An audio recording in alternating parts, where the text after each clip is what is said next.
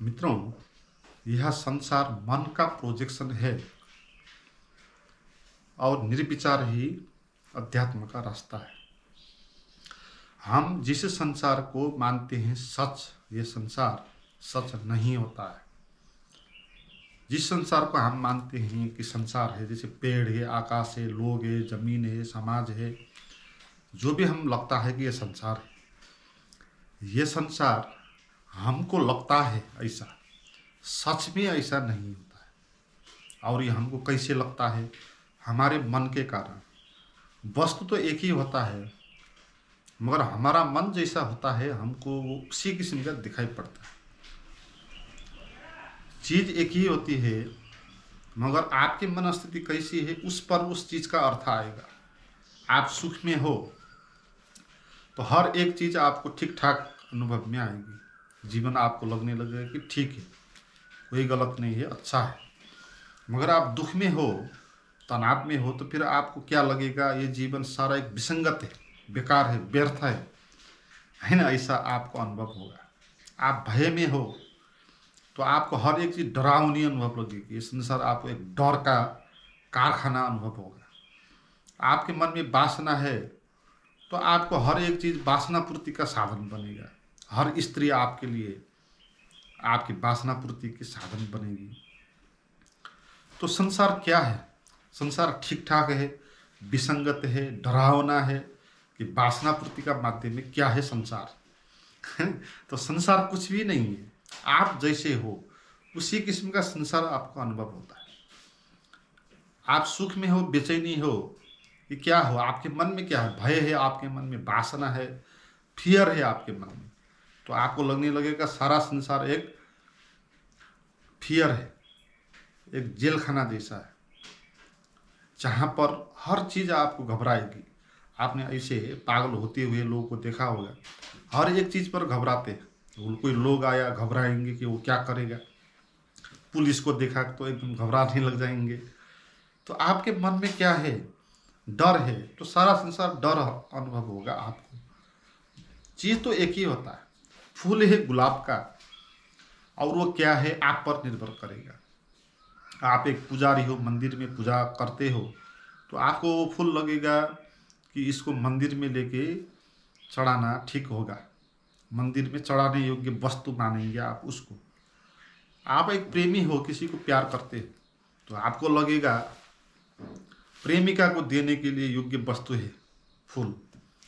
आप दार्शनिक हो तो आप हिसाब किताब करेंगे कि कैसे फूला, इसका पुंकेसर स्त्री केसर कैसे हुआ। आप एक व्यापारी हो तो फूल को देख के बेचने का मन होगा, आपको बेचने योग्य वस्तु आपको अनुभव में आएगी। फूल तो एक है। तो संसार इसी तरह एक होता है। संसार में अनेक अर्थ नहीं हो सकते, मगर आप कैसे हो उस तरह व्याख्या करो। आप हिंदू हो तो एक व्याख्या करेंगे, मुस्लिम हो तो दूसरी व्याख्या करेंगे, एक पार्टी को हो तो एक व्याख्या करेंगे, दूसरी पार्टी को हो तो एक व्याख्या करेंगे। आप हिंदू हो, मस्जिद आपको दिखाई दिया तो वहाँ कुछ भी नज़र नहीं आएगा, बेकार लगेगा। मगर मंदिर अनुभव में आया तो बहुत सार्थक अनुभव होगा। मगर आप मुस्लिम हो तो मंदिर बेकार लगेगा, फिर है ना? आपको मस्जिद बहुत सार्थक लगेगा। आप कांग्रेस पार्टी के हो तो जनता पार्टी के लोग आपके लिए बेकार लगेंगे, मगर जनता पार्टी के हो तो कांग्रेस को लोग आपके लिए बेकार लगेंगे। तो संसार बेकार है, सार्थक है, ठीक है, विसंगत है, क्या है? संसार कुछ भी नहीं है। हम क्या उसमें व्याख्या डालते हैं वो संसार वही हो जाता है। इसलिए कहा संसार होता ही नहीं। ये बहुत अद्भुत बात है। अगर आपकी देखने की दृष्टि कुछ भी ना हो तो संसार कुछ भी नहीं। आपकी देखने की दृष्टि कुछ हो तो संसार भी वही होगा, दूसरी हो तो दूसरा होगा, कुछ ना हो तो कुछ भी नहीं होगा। इसलिए संसार है ही नहीं, इस बात को जानना है। जब तक आपके मन में विचार चलेंगे, वासनाएं उठेगी आपके मन में, तो उस हिसाब से आपको संसार अनुभव में आएगा। मगर कुछ भी नहीं चलेगा तो क्या होगा? आपके मन जैसे शून्य हो गया विचार से, तो फिर आपके लिए संसार होता ही नहीं। आपने देखे होंगे ना, आपके मन में जब तक विचार चलते हैं तब तक संसार होता है, और वो संसार भी उसी किस्म का होता है जैसा विचार होता है। मगर आपके मन में जब विचार नहीं होता तो फिर वहाँ कोई भी संसार नहीं होता। आप कभी ध्यान किए हो तो आपको पता होगा, जब आप ध्यान में बैठते हो तो सारा कुछ गायब हो जाता है, कुछ भी अनुभव आपको नहीं आता, क्योंकि ध्यान में भीतर कोई भी विचार बचता नहीं, आप निर्विचार हो जाते हैं, है ना। हमने कहा कि आपके मन में क्या विचार है वही आप देखेंगे, तो विचार ही नहीं, कुछ भी नहीं देखेंगे तो सारा का सारा गायब हो जाएगा, ये संसार लगेगा कि है ही नहीं। ध्यान में आपको अनुभव होगा, है ना। तो ऐसे ही जागृत, स्वप्न, सुसुप्ति, तीन अवस्था में हम गुजरते हैं। जैसे सुसुप्ति की अवस्था है, सुसुप्ति की अवस्था में भी मन में कोई विचार नहीं चलता, इसलिए हमको स्वप्न नहीं दिखाई पड़ता, जागरण का भी अनुभव नहीं होता है। स्वप्न में संसार अनुभव आता है, क्योंकि स्वप्न में विचार चलते हैं। दिन में भी संसार अनुभव में आता है, क्योंकि दिन में भी विचार चलते हैं, थॉट चलते रहते हैं दिन भर, तो हमको संसार नजर आता रहता है। मगर सुसुप्ति में कोई भी विचार नहीं चलता, इसलिए वहाँ न कुछ स्वप्न होता है, न कुछ ये दुनिया होती है, दिन की दुनिया होती है, कुछ भी नहीं पता। मगर सुसुप्ति में हम बेहोश होते हैं, इसलिए हमको खुद का भी पता नहीं होता। मगर अगर विचार नहीं होता है तो कुछ भी नहीं होता है, इसका प्रमाण सुसुप्ति अवस्था हमको दे देती है। तो आपको ध्यान में भी सुसुप्ति जैसा ही होना है, मगर ध्यान में, सुसुप्ति और ध्यान में क्या फर्क होगा कि ध्यान में आपके भीतर होश भी रहेगा। ध्यान में ऐसा होगा कि कोई विचार नहीं चलेगा, तो कोई संसार नहीं होगा, एकदम गायब हो जाएंगे विचार, आप अकेले बचेंगे। बोध, जो आप बोध हो ना, जो वो वही सच होता है, तो उसी को कहा ब्रह्म सत्यम, और इसको कहा जगत मिथ्या है। इसलिए हमारी सबसे जो समस्या है बड़ी, ये हम दोष देते हैं दूसरे को, दोष देते हैं संसार को। हर एक लोग कहता है कि मैं अगर ऐसा हुआ हूँ तो उसका कारण दूसरा है, सोसाइटी है, परिवार है। अगर परिवार नहीं होता, सोसाइटी नहीं होती, तो मेरे साथ ऐसा नहीं होता, तो मुझे बर्बाद किया लोगों ने, इस तरह हम कहते हैं। झूठ, क्योंकि आपको कोई भी बर्बाद नहीं कर सकता ना, क्योंकि बाहर तो कोई है ही नहीं, आपकी व्याख्या है, तो यहाँ पर कोई दूसरा है ही नहीं, वो दूसरा आपके भीतर है। दूसरे के बारे में आपके मन में जो थॉट है ना, वही तो दूसरा है, दूसरा कहाँ है। अब उसके बारे में आपके मन में थॉट ना चले तो वो है ही नहीं वहाँ। आप दिन भर में किन किन लोगों को याद करते हो, जिस जिस मित्रों के बारे में याद करते हो उसके बारे में विचार चलेंगे और आप उसको अनुभव करते हो, और जिन मित्र के बारे में मन में विचार नहीं चलेंगे उसकी आप याद ही नहीं करेंगे। तो कहाँ है लोग, दूसरा कहीं भी नहीं होता, संसार भी कहीं भी नहीं होता, समाज भी नहीं होता। हमारे मन में उसके बारे में जो विचार होता है वही होता है, वही हमको देखते हैं। इसलिए ये समझ अगर आपको आ गई तो आप दूसरों को दोष देना बंद कर देंगे। आपको जो भी होता है संसार में, जो भी मिला या ना मिला, उसका दोष आप दूसरे को दोगे नहीं, आप खुद पर उत्तरदायित्व तो लोगे। तो यहाँ पर आधा काम आपका हो जाएगा, है ना। आपके मन में पहले होता है क्रोध, फिर बाद में पैदा हो जाता है दुश्मन। ऐसा नहीं कि बाहर दुश्मन होता है और उस कारण आपको क्रोध पैदा होता है, मगर हम इस तरह व्याख्या करते हैं ना, ऐसा नहीं है। आपके मन में होता है पहले क्रोध, फिर आपको लोग दुश्मन, और आपका दोस्त है वो भी दुश्मन अनुभव होगा आपको क्रोध के कारण।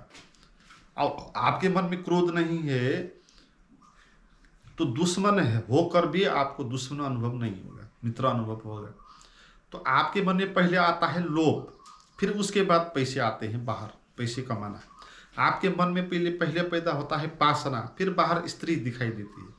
ऐसा नहीं होता कि स्त्री को दिखाई देने के बाद आपके मन में काम वासना पैदा हो जाती है, ऐसा नहीं। आपके मन में काम वासना पैदा होने के कारण स्त्रियां नजर आती है, नहीं तो क्या स्त्री क्या पुरुष, है ना। तो ठीक करना है तो पहले अपने भीतर ठीक करना है, और भीतर ठीक करने का भी क्या अर्थ है। अगर आप भीतर भी अंधाधुंध कुछ करने लग जाओगे तो वो भी आपको गलत रास्ते ले जाएगी। अहंकार कुछ भी करवाता है अपने को बड़ा बनाने के लिए, बड़ा बड़ा त्याग तपस्या कर लेता है, और उससे भी होगा नहीं, क्योंकि जो अहंकार है हमारे भीतर, जो ठीक करना चाहता है, वो खुद ही खुद को ठीक कर नहीं सकता। इसलिए कुछ करने का यहाँ पर होता नहीं, मगर खुद को मिटाना होता है, विचारों से शून्य होना होता है। जैसे हमने कहा संसार कुछ होता नहीं, हमारे मन में जैसे विचार होता है ऐसा ही संसार होता है। तो आपको एक विचार की जगह दूसरी विचार लगा दें तो वो चीज़ भी बदल जाती है। बच्चे में आपको खिलौना कितना महत्वपूर्ण लगता था, मगर बड़े हो गए तो फिर वो खिलौना 2 कौड़ी का हो गया। तो आपके मन में विचार बदल गया तो चीज़ का अर्थ, मीनिंग भी बदल गया। अगर ऐसा है तो आप एक विचार की जगह दूसरा विचार को लाना नहीं, आपको विचार से खाली होना है, विचार शून्य हो जाना है। तो विचार शून्य हो जाने से क्या हो जाएगा, बाहर भी संसार सब शून्य हो जाएगा, विलीन हो जाएगा, कुछ भी बचेगा नहीं। आप अकेले बचेंगे।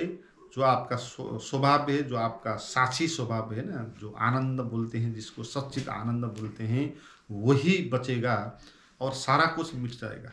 तो इसी को कहते हैं मुक्त, मुक्त होना। इसी को कहते हैं बोध प्राप्त करना, आत्मज्ञान प्राप्त करना। आत्मज्ञान आप कौन हो तभी ये बात पता चलेगी जब आपके मन में सारा विचार बंद हो जाएंगे और आप ही बचेंगे और अपने बारे में विचार भी नहीं चलेगा, शुद्ध होश बचेगा, बोध बचेगा। तो ही आपको पता चलेगा कि आप कौन हो और सारा संसार गलत है, झूठ है, आप ही सच हो। ये बात आपको वहाँ पर पता चलेगी। मित्रों, इस तरह से विचार निर्विचार होना, ध्यान करना, यही रास्ता होता है। आप इस रास्ते से आगे बढ़ना चाहते हो तो मेरे साथ जुड़ना चाहते हो तो उसके लिए आप वीडियो के नीचे डिस्क्रिप्शन में जो भी इन्फॉर्मेशन दी हुई है वहाँ पर जाएं और उसके साथ चैट करें और जुड़ें।